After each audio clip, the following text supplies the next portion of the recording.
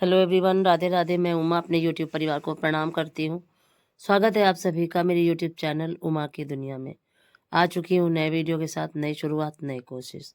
समय है सुबह का और ये वीडियो है शनिवार का, क्योंकि वीडियो मैंने बीच में डाले नहीं है, इसीलिए वो अभी मेरे पास सेव है। मैंने सोचा वही वीडियो डाल देती हूँ। तो ये मैंने ले लिया था गेहूं का आटा और उसमें डाल दिया था देसी घी घर का, और पहले उसको थोड़ा सा गर्म किया था। फिर इसको घी और आटे को देखिए इस तरह से मिक्स किया कि एक लड्डू के जैसे बनने लगा।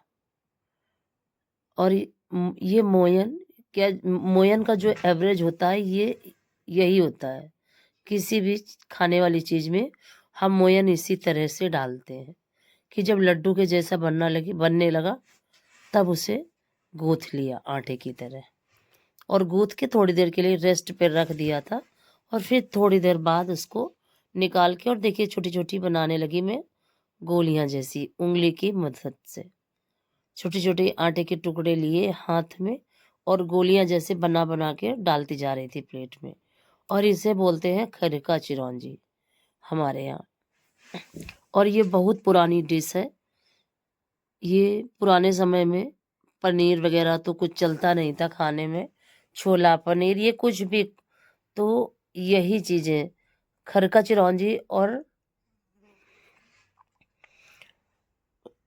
ये सब मीठे में बना करती थी खीर के जगह पे, और खरका चिरौंजी और रसाज बनती थी सब्जी की जगह पे, पनीर के जैसी।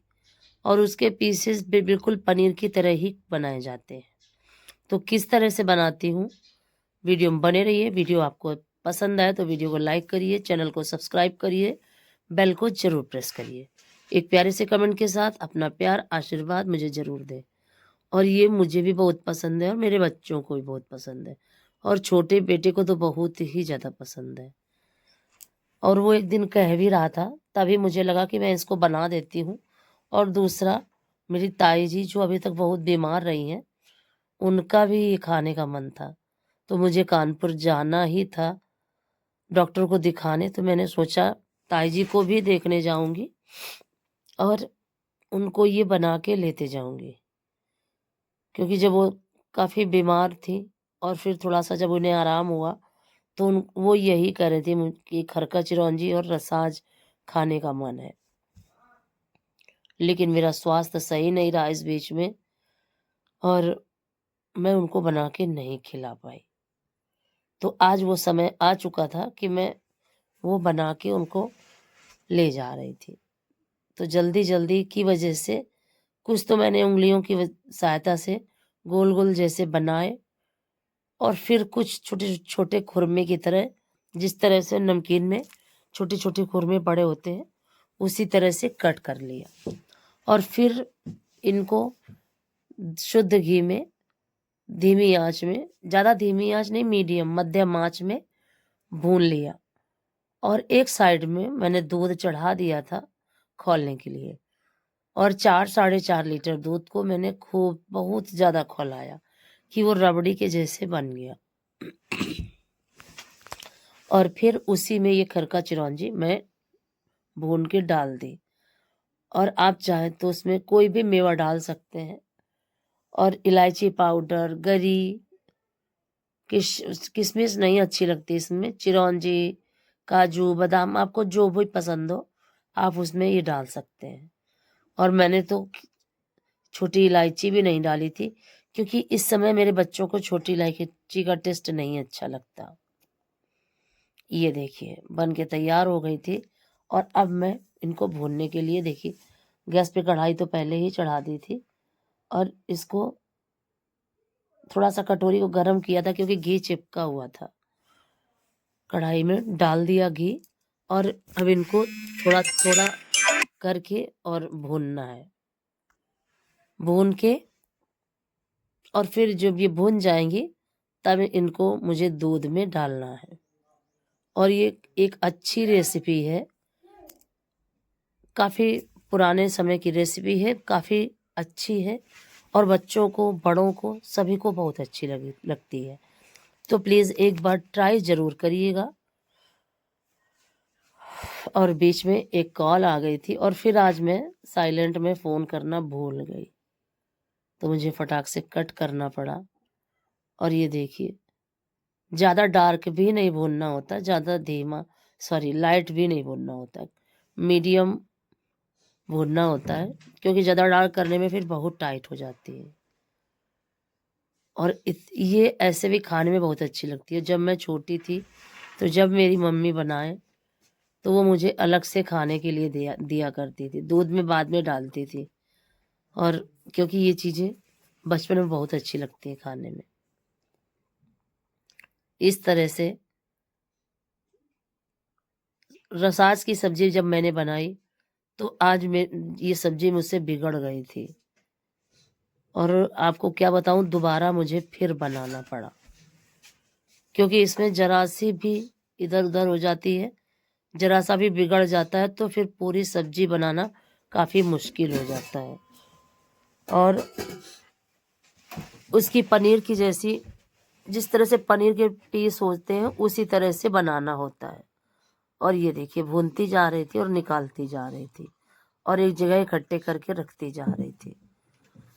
तो काफ़ी समय लगा, लेकिन जब मैं बनाई ये चीज़ें और बना के अम्मा को खिलाया तो अम्मा काफ़ी खुश हुई।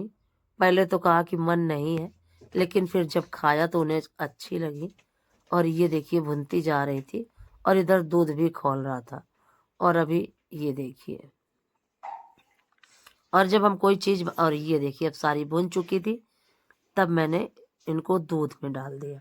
और जब हम कोई चीज़ बनाते हैं और सबको खाने में अच्छी लगती है, तब अपने आप को भी बहुत ज़्यादा अच्छा लगता है। और ये देखिए, बिल्कुल दूध गाढ़ा हो चुका था और अभी थोड़ी देर इनको और भी पकाऊंगी मैं। और बीच में बनाने लगी थी मैं चाय, कोई आ गया था तो बीच में चाय खाना छोड़ के तो हमेशा ही बनाना पड़ता है, क्योंकि जब कोई आ जाता है तो चाय बनाना ज़रूरी हो जाता है। चाय बनाई और उसके बाद फिर शुरू करी रसाज की सब्जी बनाने की तैयारी। ये देखिए, फिर मैंने थोड़ा सा लिया बेसन, और एक बार मैंने पहले बनाई तो वो बिगड़ गई। फिर मुझे पूरा बेसन फेंकना पड़ा, और इसमें कोई भी चीज़ नहीं डाली जाती, ना जीरा, ना हींग, ना नमक, कुछ भी नहीं। सिर्फ बेसन को आपको जितने लोगों को बनाना हो उसी क्वांटिटी में लेके, और 1 कटोरी बेसन मैंने लिया था और 1 कटोरी बेसन में सभी को हो गया था।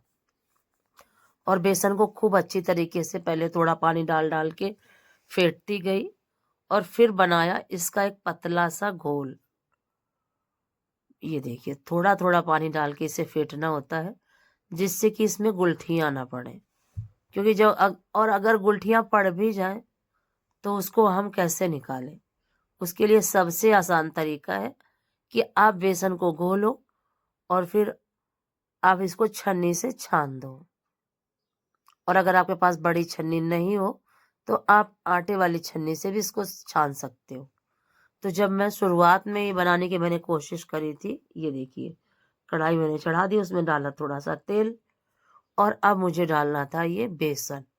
तो जब शुरुआत में मैंने बनाने की कोशिश करी थी तो ज़्यादा बेसन अच्छे से फेंट नहीं पाती थी, तो फिर मैं आटे की छन्नी से ही इसको छान दिया करती थी। और कभी भी रसाज की सब्जी मुझसे बिगड़ी नहीं। पता नहीं क्या हो गया था इस बार कि मुझे 2 बार बनानी पड़ी। एक बार की पूरी तरह से बिगड़ गई थी, और अब धीरे धीरे इसको ऐसे ही चलाना होता है। आँच को ज़्यादा ना तेज करिए ना ज़्यादा धीमा करिए। और फिर ये देखिए, पेस्ट जैसा बनके तैयार हो गया था, और उसको थाली में ऐसे जमा दिया था बर्फी की तरह, और फिर बनाने लगी थी छोटे छोटे पीस। तो थोड़ा सा गीला था बीच में, तो चाकू में बार बार लग रहा था, और बीच का थोड़ा सा वीडियो डिलीट हो गया, और बार बार फिर वीडियो तैयार करना काफ़ी दिक्कत होने लगती है। तो फिर वो चीज़ जो मैंने बेसन को घोल के और पेस्ट जैसा तैयार किया वो चीज़ डिलीट हो गई है। तो प्लीज़ इसे इग्नोर करिएगा। और जब ये गाढ़ा हो जाता है तो आप हाथ में थोड़ा-सा तेल लगाओ और उसको इस पेस्ट के ऊपर रखो हाथ को। अगर वो चिपकता है तो आप ये समझिए कि अभी आपका ये पेस्ट तैयार नहीं हुआ, और अगर नहीं चिपकता तो आप ये समझिए। और ये देखिए, फिर ये पीस जैसे बन जाते हैं, और इनको छोटे चाकू से आप अपने हिसाब से जिस भी आकार में आपको पसंद हो उस आकार में काटिए, और इस तरह से इनको भून के और फिर सब्जी बनाइए।